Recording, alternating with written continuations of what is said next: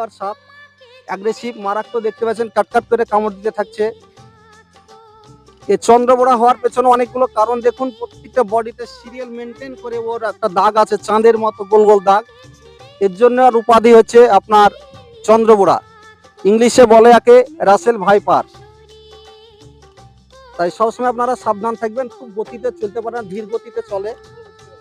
হ্যাঁ, ধীর গতিতে চলে।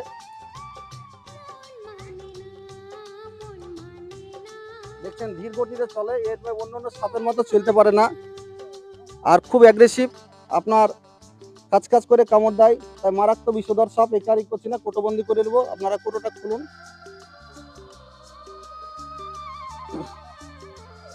আর যে কোনো সাপে যদি কামড় দেয়, আপনারা কোনো ওঝা গুণিত কবিরাজের ফক্করে পড়বেন না। আপনারা সোজা হসপিটালে যাবেন। যাওয়ার টাইমটা হচ্ছে 90 থেকে 100 মিনিটের মধ্যে